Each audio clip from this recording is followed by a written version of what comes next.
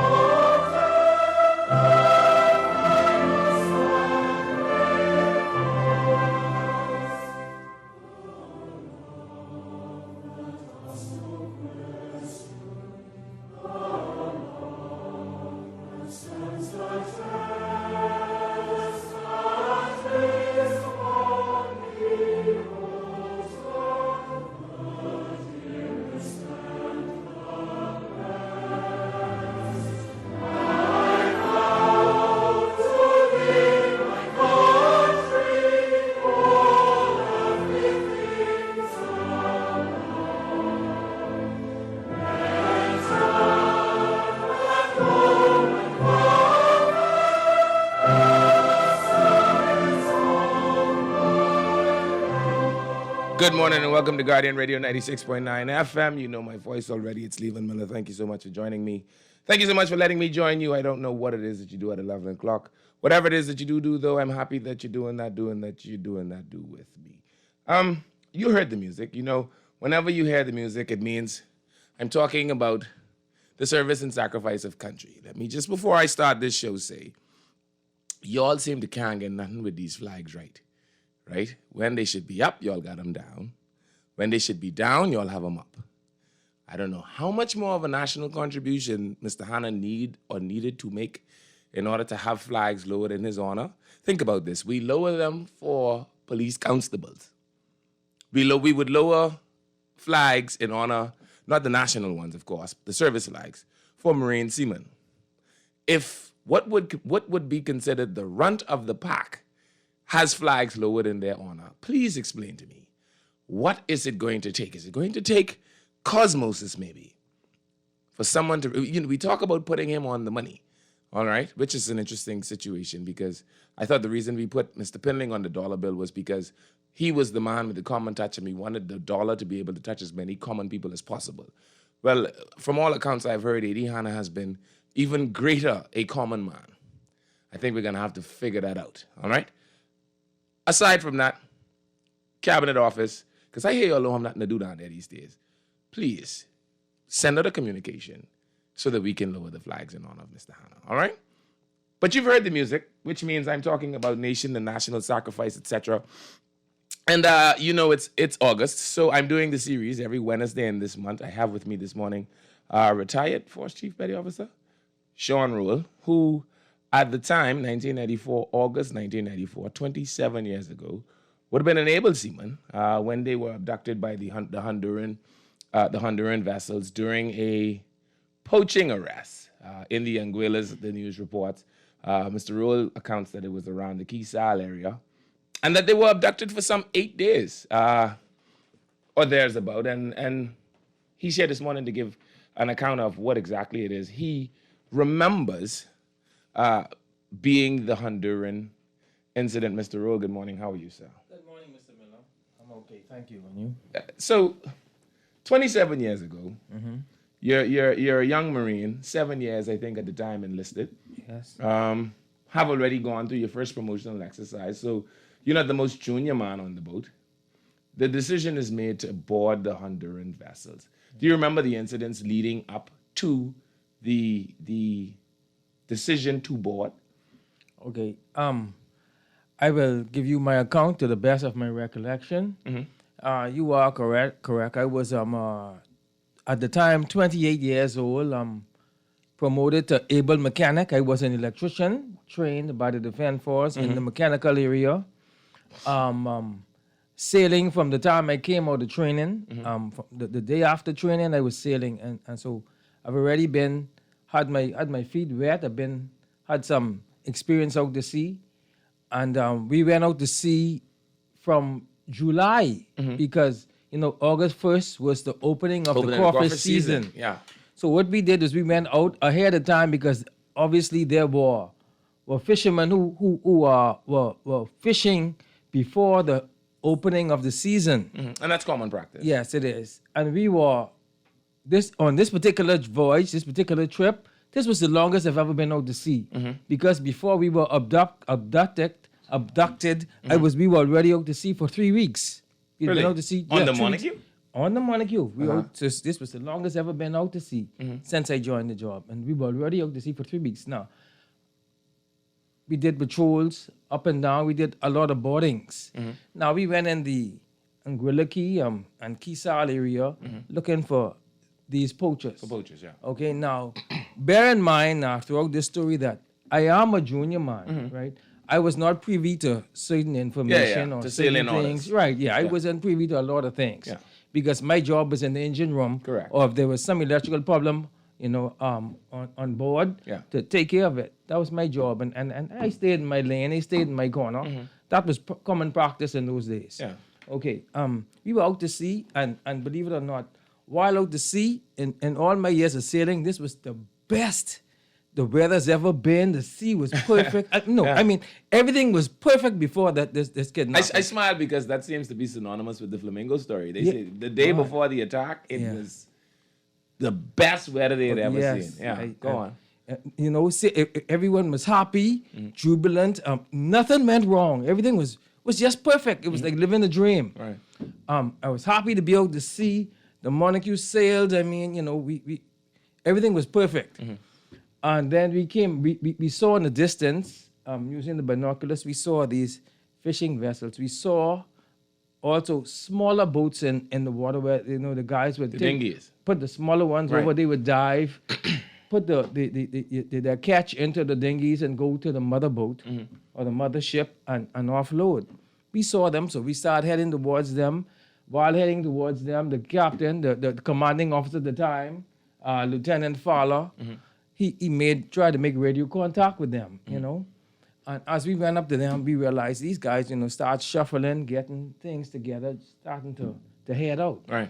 Now, during this time, Montague's maximum speed was about 11 knots. Okay. And hopefully the wind was behind us. 10 knots, depending on which way the wind coming. Yeah. Or 9, Yeah. Yeah, but Montague was a beautiful vessel. I liked it. I liked sailing on it, and 11 knots was maximum. Okay. So we started toward these guys, and they pulled off. Okay, there were two vessels, and for some reason the two vessels just followed each other. They didn't separate. They one right behind the other, so we were right behind them. Okay. So there were just three vessels in a line, chasing. This was like Friday. If I remember correctly, it was about, let's say 11 a.m. Okay. Around this time in the morning. Okay. And, we were hoping that these boats were not faster than the Montague. Okay. Luckily, they were not. Okay. I think the two boats were the Lisa and the Morisco one. The Lisa and the Morisco one. Yes. And the boats were slower than the Montague. I think the Morisco one did 10 knots, and the Lisa was about 9. Okay. 9 knots. So we were chasing them for hours. Time that Did you ever open fire? In the beginning, before they took off, yes. We the CO, the commanding officer, got the GPMG on deck. We fired a few shots, and they just took off. After they took off, we fired a few shots, no warning shots, and they did not stop. So we said, okay, this is going to be long. We started chasing them. We chased them. After about it was a good while, maybe 3 hours. When we got them, it was in the afternoon. Wow.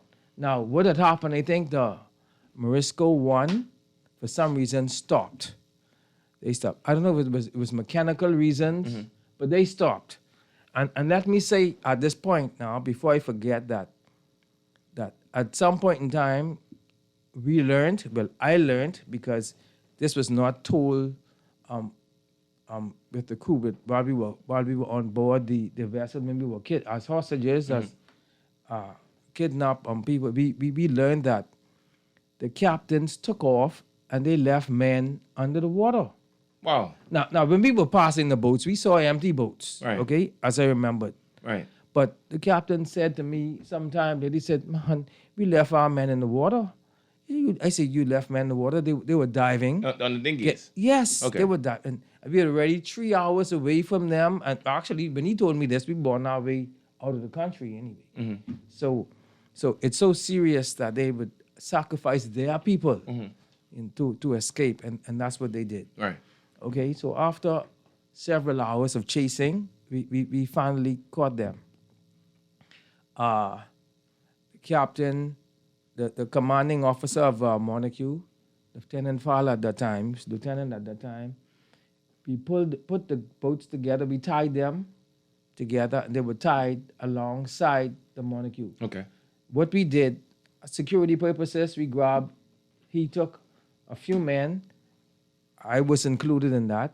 We were given our weapons, Right. submachine guns, Right. guns at that time, and with magazine, the magazines, and those machine guns use 9mm rounds. Right. Okay, we fitted our magazines to our weapons. We had our uniforms on, obviously, and we were security, which means that we didn't know who were on the vessels. We know that those fishing vessels carry a lot of people. Right. In many cases. So we talked about security. We implemented what we talked about, and what we needed to do next was get information from these people and pass it on to Coral Harbor. Right. Which was done. Right. So we got the name of the skippers, the captains of both vessels. We got their information, the age, date of birth, where they came from, etc. We got all the information. That the information was passed on to Coral Harbor. Okay. Now we were standing by, from what I can remember, for further instructions from Coral Harbor. Correct. So we had these boats tied alongside. So we had 3 boats tied. So you've got them in a side bridle, which is what Yes, you'd call yeah, it. Right. yes, right. But Montague on one end, Right. and the two And the boats two- on the other end. Right. Okay, so it's one line. Now we had security posted. Right. So what we decided to do was put security on each vessel Okay. to minimize any any mishaps or anything. So we And had this is over 100 men, because yeah. one vessel has 72 When we people. got all the information, we discovered that the Miss Lisa had 56 50, yeah. fishermen. In total it was 56 people. And then we discovered that the Morisco 1 had 71 persons. Now listen, this does not include the people we left under the water. Right. That they left under the water. Right. So this is over 100 people. Yeah. It's more than 127 people. Right. Okay, so because during that time, I am sure we didn't know. Well, I didn't know as a marine mechanic. I don't think the captain knew, because when we passed those boats, we were not that close. We didn't see anybody in those skiffs. Right. I mean, if somebody was there, we would probably stop or Sure. arrest them or show them on board. Or that didn't happen. What was the size of the crew of Montague? Montague at the time? Yeah. 13 maybe? I don't. Well, Montague, we normally carry a full complement. Unfortunately, at that time, the first Monday in August is a holiday, Right. and people wanna be home with their They're on families. vacation, Yeah, people were on vacation, one or two people did not make that voyage. So Montague went with a skeleton crew. We went with a makeup crew, I would Okay. say. We had a makeup crew because there were some people there from other vessels, who sailed with us. We didn't mind, because we all knew each other. We all sailed together before. It was a makeup crew, but I do think we were short a very few people. Now it wasn't that dramatic. It wasn't Sure. that much. People that we were short of. If I were to make a guess, I would probably say 3 seamen we probably were So short. the crew was right? about 18 maybe? The crew normally is 18, so we probably had like 15 people. Okay. And to be honest with you, I could be wrong. This is the best estimate because 27 years ago, 27 and years later. a lot of things happened in between. Sure. Between then and now. So you get them in a side bridle. How do you, if you've got them all hitched up, right? Because people are listening, so I want them to follow us. Yes, Everybody's all hitched up. We got them stitched together. They in a Yes. straight line. We Right. got them. yes, we do. All right? How do they get away from you all? Okay, well, see, it's a lot that happened in between. Okay. Tying them up and getting away. So let me continue with the Sure, story. sure. We had them tied up. We got all the information we needed to get from them. We sent some seamen through the vessels to make sure that everybody was on deck. Everybody was accounted for, that there were no injuries or sick, etc. Now, while we did this, I went into the boat I went into the Miss Lisa, and I saw a gentleman just lying there. He was lying down and on his bunk. Everybody moved except this one particular gentleman, as I remembered. So I asked, what was the problem? Now, obviously, at this time, we've already found out that these men speak Spanish. Okay. Okay, most of them, they spoke Spanish. Now, here's the thing. Let me just set the groundwork here. These men were from Honduras, Okay. a country in Central America, and they spoke Spanish, but we discovered that they spoke English. They sounded just like us. Okay. To me, they sounded like they were from Turks and Caicos. Okay. Okay, and they were brown skin, black like us. They looked like us. They had some obviously Indians on board. Most Spanish-speaking country have Right. these Indian Indian-looking people, people, yeah. right? So they were Indians, very few of them, and I think they did most of the diving. They were very good divers, from what we understood. They were black people like us, brown skin, whatever you want to call them, like us. They looked like Bahamians. They looked like Turks and Caicos people. They looked like Jamaicans. They looked like regular Caribbean people. Right. They spoke like us, and they spoke Spanish. Okay. Which was, to me, in the beginning, was very confusing. Okay. But I discovered later, talking to the captain, that they were from a group of islands, a string of islands, surrounding just Honduras. off Honduras, Right. right? Which was they were also a part of Honduras. Okay. So they had to speak the language, which was the language in Honduras is Spanish. They Okay. had to learn to speak Spanish, but they were like Caribbean people, just like how we have Africans who came to the Bahamas and Africans who came to Jamaica. They were Africans who went to these islands who were, I guess, slaves, throughout their history. And the islands were developed into fishing villages. And they just turned- like in the Bahamas, yeah. Sure. So they were regular Caribbean people. Sure. They considered themselves, they were, You discovered what? Tell us the part about the chap in the bunk. You say you discovered. Oh, the chap yes. in the So bunk, yeah. I discovered a gentleman in the bunk, and he wasn't moving. So I was informed that, he was sick. He was just ill. We don't know what was wrong with him. They couldn't tell us. Hey, does he have malaria? Does he have, what was the problem? We didn't know. To this day, we never found out. The gentleman, as far as I'm aware, he didn't die. He didn't get any worse, but he just laid there. So the captain said, listen, our captain, the CO, commanding officer, said, everybody, I informed him, I said, I find this gentleman, he seemed to be very ill and he's not moving. He said, look, we need everybody on the deck. deck, yeah. Everybody has to be accounted for. I need to look at everybody. I got to make sure no one is in these boats, that we have everybody here. Well, at this point, the captain of the Miss Lisa wanted to speak with our CO. So I informed the CO. Now, let me just add that we had handheld radios. Okay. We had radios, okay?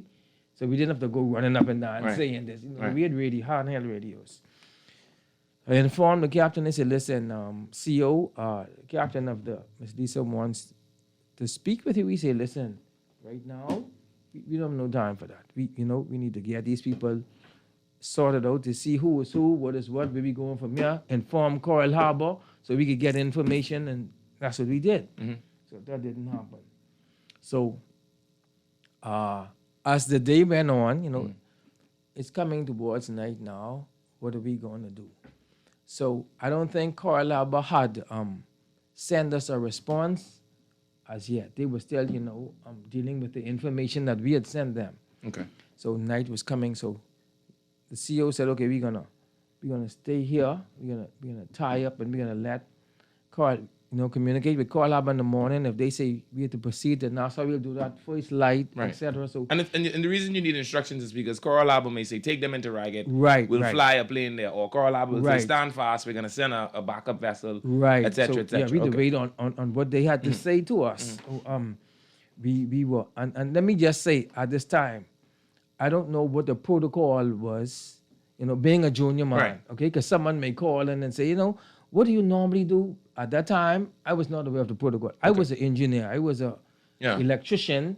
I was not a seaman. I was not privy to certain information. That was the officers on board Right. and the senior enlisted on board who dealt with the administration and daily running Of the ship. of the vessel, as well as things they do doing arrests, etc. So I wasn't privy to that at the time. Okay, and to be honest, it really didn't bother me because my job was to keep the electricity on. Correct. On board That's the what ship. Yeah, that's what I did. So I was a part of the security team, and then I realized that we had Carey as a part of the, able seaman Carey, Lorenzo Carey.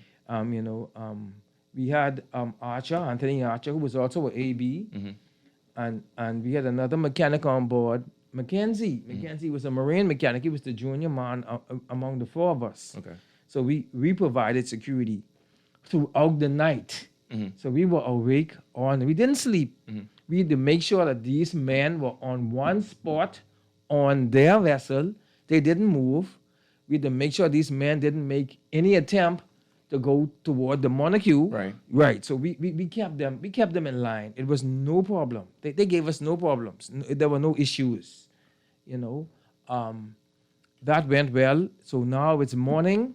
I'm a bit tired because I was up from early Friday morning. Right. And then we started the chase. Then we made the arrest. I did security detail. Now it's Saturday morning. Trust me, I'm extremely tired. And I went to the CO, because he was very good. He communicated with us. He told us, he said, "Okay, Roel, come on board. I want you all guys to come on board. I'm going to send, as you two come, we're going to send another two to take your place to continue security detail." Then we got Mackenzie, we got Archer back, and we sent two other people to take their place. Sure. So we came on board. We took a shower. We ate breakfast. If you had to change your clothes, you change your clothes. Did what you had to do. You had some time. It's a downtime. We had a few hours of downtime. So it's daytime now. We have the other guys doing their sentry duties. Yeah, sentry duties. Okay, no problem. Waiting to hear from Coral Harbor.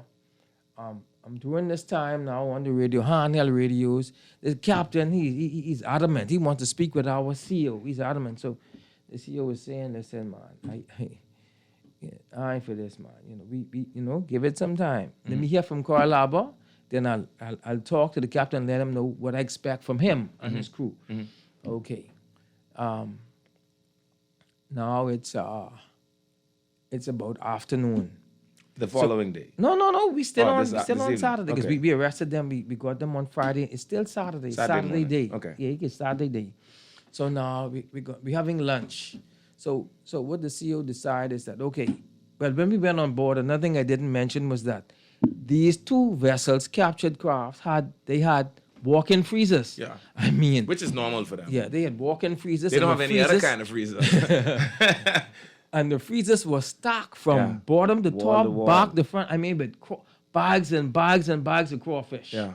And they had a few bags of fish. The fish were not as much as the crawfish. but Right. they had a whirl of crawfish. So, after the information got to the CEO, he said, listen, okay, guys, here's what we're going to do.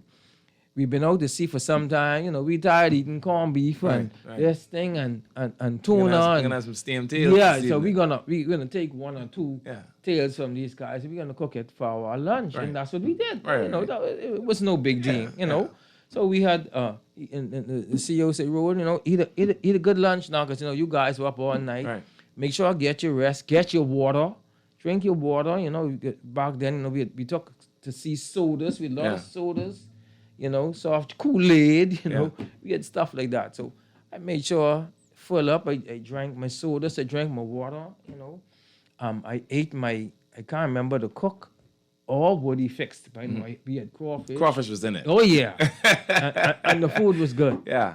Okay? Now, I think during those days, I think Chappie, Abel Seaman Seymour was our cook. Okay. I could be wrong, but I remember Chappie I made a few chips with Abel Seaman Seymour. He was a very good cook. Yeah. And most of the CEOs wanted him on board because he was excellent. Yeah. He was great. He cooked whether it was rough, whether it was calm. The food was edible. The food was enjoyable. And we had a good lunch that day. I had a good lunch. I drank my water, my soft drinks. I relaxed. He said, okay, we're going to start the sentry duties again with the same people. We working around. That's how you got back on board. That's how we got back on board. So because this security team was working together. You, Archer, Carey, McKenzie. That was the team. Yes. This was the team because you all relieved the other security team. Right. You all took your duties back up as security. Exactly. Okay. Right. Mm-hmm. Now night is falling. Mm-hmm. So as night falls, we realize something. Let me go back to Friday night. Friday night when we had the guys tied up, and I was on board a sentry. The lights went out. The lights on the Miss Lisa went out. Okay. It went dead. So Molecule crew isn't asleep. They realized that the lights went out. So they radio me and say, Roll, what's the book? Because I was a senior man at the time. Out of the four of us, I was a senior person. So he radios me and he says, Roll, what's the problem? So I said, sir, let me investigate. So I grabbed the captain and I say, sir, how is it that your lights are off? I could hear your generator running. Your generator is good because when I checked the engine room, you have an Onan generator, and I thought only the Van Force had Onan generator. You had a nice Onan generator that ran beautifully. It was very nice. The engine was good. I said, what's the problem? He said, oh, this is an old boat. The Lisa was a old wooden. Let me tell you, this boat had seen its time. The Morisco one was a more modern boat and a better boat. Sure. Yeah, but the Lisa was it was shabby to say the least. So you rectify that problem. Yeah, so I found that the wires were not properly connected. Electrical wires that brought power to the deck, to the compass, sure, to the radios, etc. You take care of that. Yeah, so I took my flashlight, I got a flashlight, and I traced the wires, I taped them together. I fixed them very well. I took my linesman pliers and I turned those wires and made sure that they would not break again. Okay, at least not easily. So the lights came back on. So I reported to the CEO. I say, boss, they have electrical problems. The wires came loose somehow. Have you heard from Coral Harbor yet? Well, I cannot answer that because if they heard you from wouldn't have been in the bridge. I would. Yeah. Okay. When I sailed, I was never in the bridge. Right. As a mechanic, mechanic. I was never in the bridge. Okay. Engine room, and that's it. So tell me this, or unless there's a boarding. Yes, unless there's a boarding. Okay. So obviously, at some point, you hear from Coral Harbor. Yes, at some point. How do you get loose from the Honduran vessels? This is about the story. Okay, we're getting there. No problem. I'll get there. So now that I've already explained that the captured craft had electrical problems, the boat was old, the wiring was old, and the wires came loose. Okay, we knew, and the CEO knew that, hey, this boat from time to time is plunged into darkness because of electrical problems. Sure. Okay, so now let's go back to Saturday. Saturday now, the CEO says, okay, here's what we're going to do, Roll. Carey, Archer, McKenzie, here's what we're going to do. we're gonna make sure that the boat steer, let's say 270, which is west. Let's go with. Sure. So make sure they steer 270. We're gonna go head toward Nassau. Okay. Yeah. So if there are any changes, I will let you know. Right. It's So no so the problem. captain has carriage of the CO. vessel. The captain of those vessels has carriage of the vessels. You all are on a sentry. The Yes. boats are moving under their own steam. Yes. Okay. Yes, they moving under We're their headed own towards steam. Nassau. We're heading toward Nassau. We in the back of Andrews. Yeah, come up to Andrews, go around, and yeah. So we were. So here's what we're doing now. We're heading towards Nassau. We're making sure that we're doing two things. We're making sure that the prisoners are all in one area on their vessel, and remarkably they gave us no problem. There were no issues. The CO was in the bridge, and he had one of his crew Right. steer. Right. So I'm making sure that the CO of the captured craft does his job, which is to make sure the boats stay running on this particular course. Right. And I'm also making sure that That the detainees aren't moving. yes, the detainees are Okay. still in one area. Okay. So we're headed towards Nassau. 9 knots thereabout. Yeah. Right. When does the Montague? How does the Montague? Okay, this somehow- is we setting up now. This is afternoon going into evening. Montague is right behind us. Okay. Okay, it's right behind us. So we had the Morisco one, I think, in front, the Miss Lisa right behind, and Montague behind us. Okay, so I could see the Montague. So it's about it's early evening, after 5, 6. It's summer, so the sun sets about 8:30. Right. So it's about 6. I think about 6 p.m. My radio, the CO, the commanding officer of Montague, radios me, and he says, "Roll. If you look to your port side, you will see another boat in the distance." And the boat. I'm sure the boat was a little over a mile. It was over a mile. Okay. Let's put it that way. And he said, "I'm going to quickly Check them out. check that out, And come back while on we in course. this area. Yes, and return behind you on course. Okay. Stay on that course." Okay. I say, Roger, Yeah. no problem.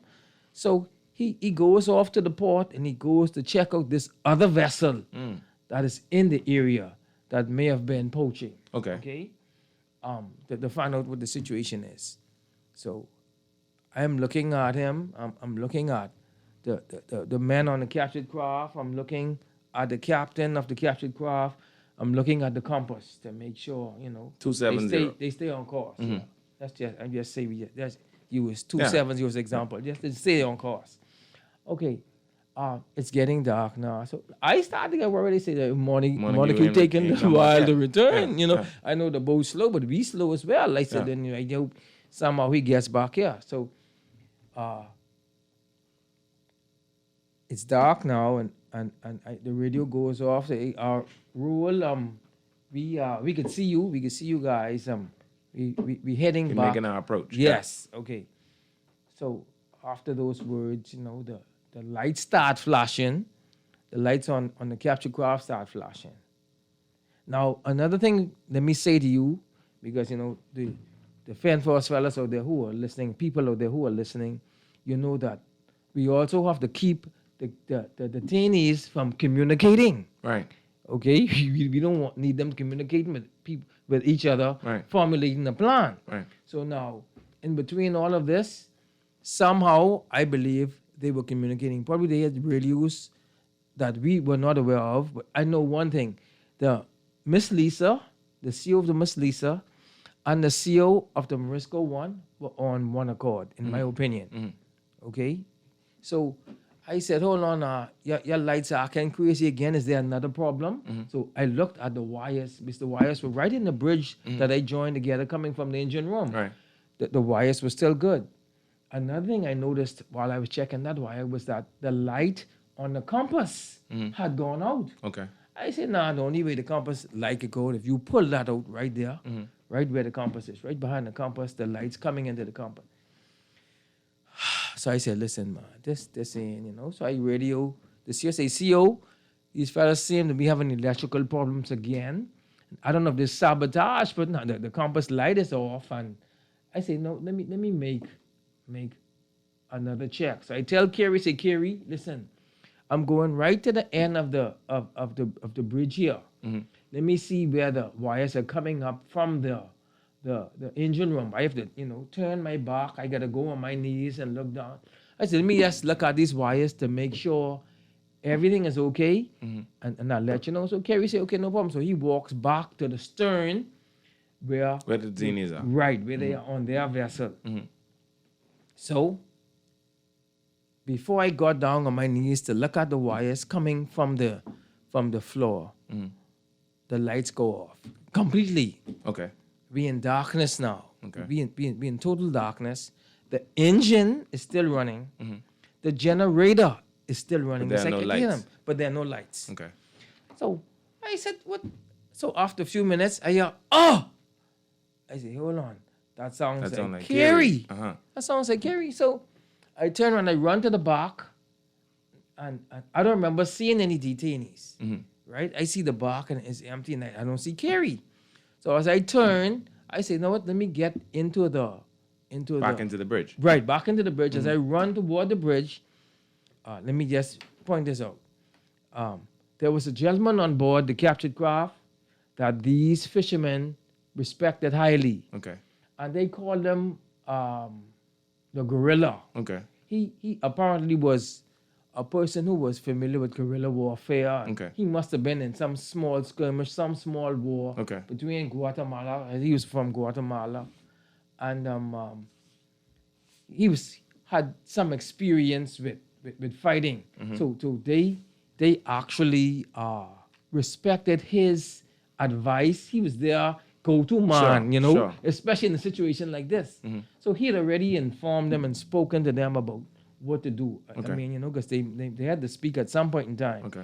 So when I was running back, you still haven't seen Carrie yet. No, I haven't seen Carrie. Okay. And Carrie was the one with the weapon because you was down there doing the electrical work. I was trying to check the electrical work. Exactly. So Carrie had both weapons at this point. No. Okay, clarification. Very good. Good question. On each vessel, we had one weapon. Wow. One weapon per person. Wow. Okay? Not per person, but one One between the weapon two people. for each team. Yeah, we had, right. So now the difference is what we did was we had one weapon and two mics. So what the CO did was, well, what he instructed, because he didn't do these things personally, he instructed that we had two full magazines and they were taped together. Okay. So let's say something went wrong. You started you firing. You had garage of order. Yeah, you simply break the tape. Press the release. Yeah. No, you press the release. The magazine will come out, and you just flip it over and put it back and put the next full magazine back in. Okay. So they were taped together end to end. Okay, sure. Separate ends. Okay. Sure. So now you being a former defense, you understand what I'm saying, but other people may not. Okay. So one magazine was in, the next magazine was taped to that magazine, but with the rounds pointing in the opposite direction. So you hear Carrie, you see the gorilla. As I ran back to the bridge, this gentleman they respected as this guerrilla fighter was in the doorway of the bridge, and he had the weapon. He had the SMG, the submachine gun. So I said, "Hold on now, you have the submachine gun, so that means Carrie no longer run." So things really got serious. So I noticed that he was trying to actually pull the trigger. He was trying to fire the weapon. So now I said, you got to think now. My adrenaline running, and I said, I looked to get close up on him to see if the safety switch was on or off because the gun wouldn't fire. Right. So I got up on him and I see that the gun was on safe. Okay. Thank God. I was happy of that. So I grabbed him and I threw him to the ground, right? I wrestled him to the ground and I took the gun. I took the weapon away from him. And every time I traveled, I had my rigging knife. Okay. When we joined the defense force, we were given rigging knives. Right. When you go to sea, you carry a knife. So I took my rigging knife out and I went out. I went to stab him, right? I went to stab him. I said, because Carrie ain't here. Carrie may be dead. Right. This guy trying to pull the trigger, he obviously trying to kill me. Right. So I said, if I gotta die, taking him with me. Okay. That's how I was thinking. Sure. So as I raised my hand to stab him, the other guy, other fisherman, they all pile up on me like a football game, and I was the quarterback. They just pile up on me. Right. So now they've got you. Yeah. Now they got me. Okay. So they got some rope, and they tied my hands in front of me. You still haven't seen Gary? I still haven't seen Kerry. So I said, where is Kerry? I'm talking to the captain. I said, hey, where is Kerry? Where's Marine Seaman Kerry? So no one is answering. So they directed me to the port side of the boat, and they say, sit down. So as I sat down, Kerry was on my left. And Kerry was soaking wet from head to toe. I say, Kerry, what happened to you? Kerry say, by rule, fellas, them come at me, and I jump overboard. He jumped in the water. He said, the only thing is I was holding on to the boat. I didn't let go. I say, Kerry, well, I happy you didn't let go because it's pitch black out here. It's dark. At night, yeah. You know, y'all wouldn't have found him anymore. I say, we don't know where we are. We in the ocean. There's sharks, the other things that can harm you, kill you. I said, I'm glad you didn't let the boat go. He said, but I'm glad too. He said, I thought you was dead. So when these fellas come at me, in my mind, I was thinking, you dead. Okay. I say, Kerry, when I see this fellow they call a gorilla with the weapon, I was thinking, you dead. Yeah. So I'm happy you wasn't dead. So because we were awake from Friday morning, and it's now Saturday evening, mister, I put my head next to his shoulder, and I went straight to sleep. Okay. Kerry put his head next to my head, and we went straight to sleep. You're both tied up? We were tired. We were exhausted, trust me. And tied up? And tied up, yeah. Okay. We were both tied up. Okay. So now we slept. When I woke up, it was the next day. It was probably 11 o'clock. The sun high, and we slept. Physically, your body, we just couldn't take anymore. You wake up, the Montague's nowhere around. Montague wasn't around. The Morisco one wasn't around. And as I look, I could see small islands in the distance. So I said, Kerry, he said, we live in the idea where we are. I say, boy, I think we're in the Florida Keys. He said, why you say that? I say, you know, I've seen pictures. I've never sailed through the Florida Keys, but I said, this look like some of these islands are Florida. And I was correct. Okay. And as we sailed, I saw, you know, other signs that we were. Near America? Yes. Okay. When we were in the Florida Keys. Sure. Which is interesting because the newspaper account is that the U.S. Coast Guard planes went with their radars looking for you all. And if you all sailed, west and then north, right, and they came from north going towards, you know, Key Lobos Key, looking for you all. Right. I think Leon Smith also counted that what they assumed happened was that you all ran up under the shelf of Cuba. Right. But what you're saying now is that when you open your eyes, maybe 10 hours later, you were off the coast of Florida. Yeah. It is possible that those planes flew straight past you all. Yes, that is possible. Yes. Yeah. It is possible. Another thing is now it's some hours later, and about 12, like you say, 10 to 12 hours later, and we are still tied up. We could see these keys. Now, excuse me, remember that the timeline, it was 27 years ago. Right. The timeline, Sure.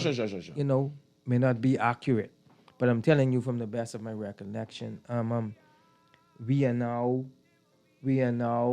in the Florida Keys, and Kerry and I, we are talking. So Kerry's saying, you know, man, what are we gonna do? How we can get off this boat?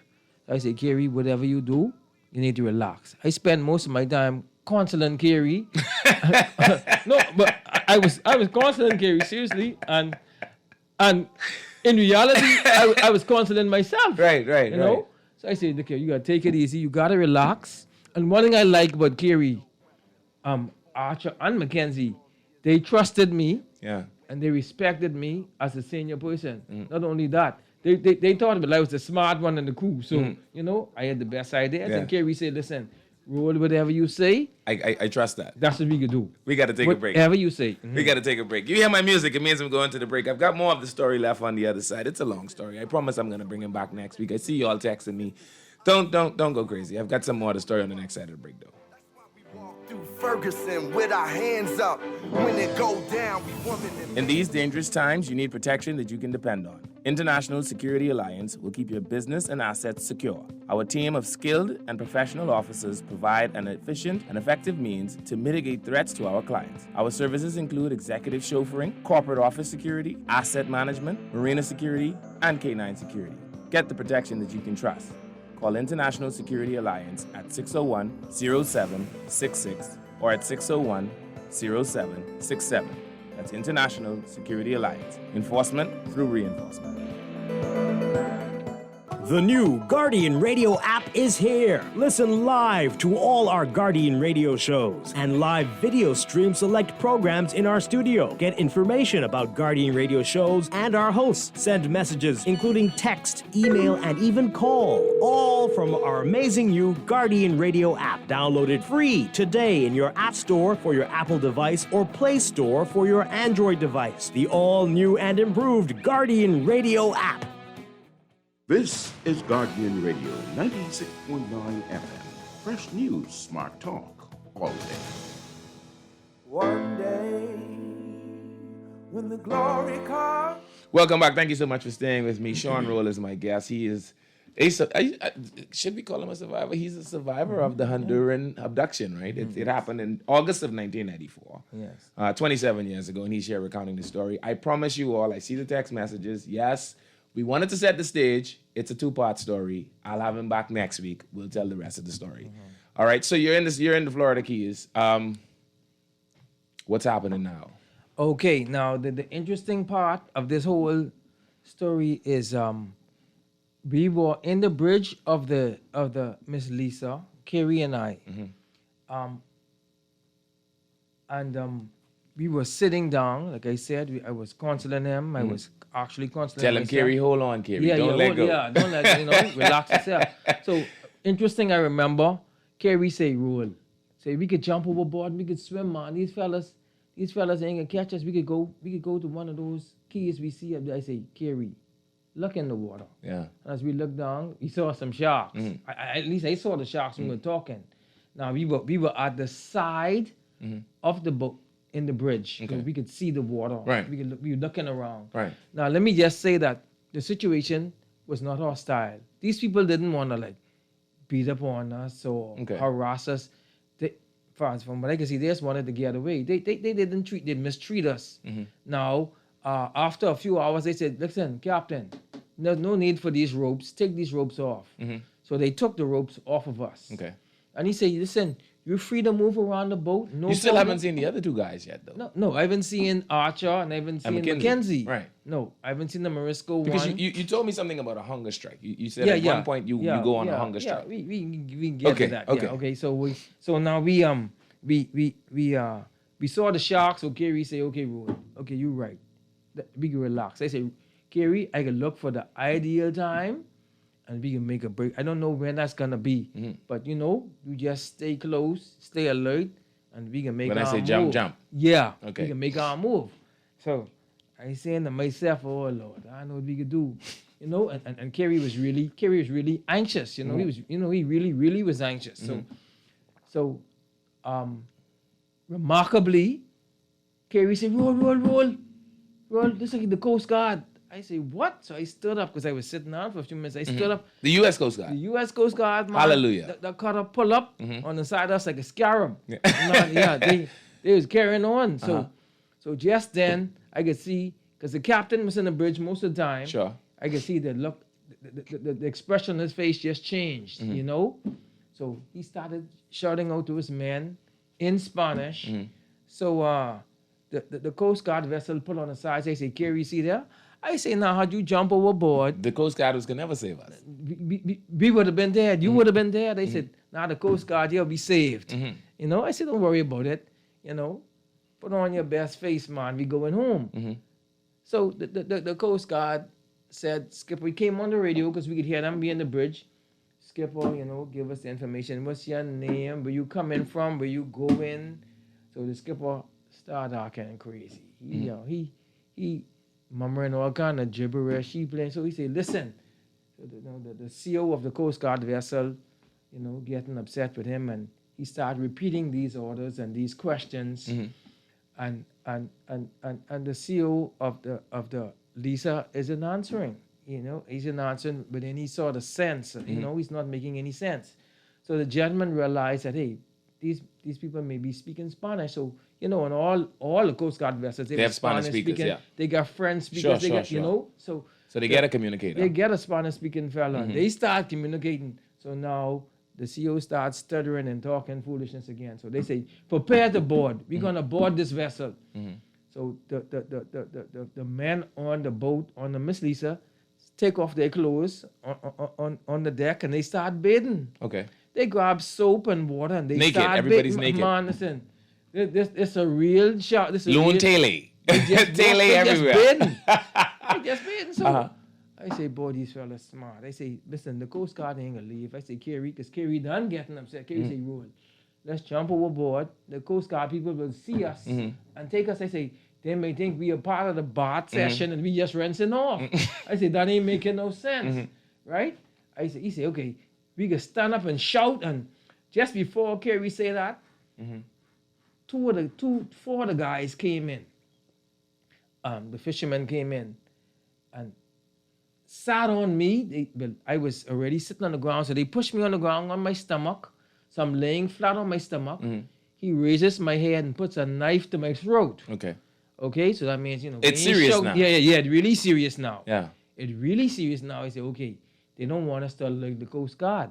But I wasn't, disappointed because I say, these fellas are going to board. If I know them, they can board this vessel. And they can search the whole So thing. Kerry say, what do we do? I say, just be calm. So now there's a knife at Kerry's neck. A knife And at your neck. Yeah, and there's a knife at my neck. And these fellas have their fingers over their mouth and they're saying, shh. And they close the hatch. the door. Yeah, so the Coast Guard can't see in and we can't see out. So these fellas on the deck and they bathing. They bathing, man. They all surge up and they throwing water on themselves and they bathing. So I guess after a while, the Coast Guard fellas, the CO say, you know what? The heck with this, man. Yeah. We pulling off. So they left. Wow. They pull off and they left. Wow. Now, I can't say that they knew we were on board or they had information. I cannot say that. But the U.S. Coast Guard leaves. They pull off And all they hope is gone. Oh, no. We gotta stop. That's when they had to really consult Kerry. We out of time. We out of time. Listen, you got to tune in next week, Wednesday. Next week, Wednesday, I'm going to have Mr. Roll back. We're going to finish the story. So write it down in your little diary wherever you are, right? That the U.S. Coast Guard boat pulls up. You see the light. Hallelujah. The U.S. Yeah, we see it. The U.S. are here, right? We see it. And they pull away, and Yeah, unfortunately. you're still on board. We'll pick the story up from there on Wednesday. I know you got some people that you want to send some shout outs to, so let's see if we can take care of that. Oh, yeah, I must do this. For Chief Petty Officer Arlington Clark and Chief Petty Officer Mary Ann Ferguson helping me in the gym every week. I want to send a shout out to them and wish them a happy morning, a blessed morning. Yeah. I also want to say Entry 19 and the Commodore Defense Force. Good morning to you guys, my good friends. All right, so listen, follow me next Wednesday. We're finishing the story. It is the Honduran abduction. And we were getting the story out. It's been 27 years. These boys are heroes. They've never. You didn't get medals for this, did you? We got a commendation, a minister's commendation. But no medal. No. We got to work on these things. Anyway, that's my music. Y'all go lower the flag, all right? 80 dead. We sure he dead now. Because that might have to be what y'all was waiting on to make sure the man was dead. He's dead. 80 Hanna, our former Governor General, is dead. Y'all could go lower the flags now. I'm Leyvon Miller. It's Guardian Radio 96.9 FM. It's your station for fresh news and smart talk. Don't move. They've got news. That's next.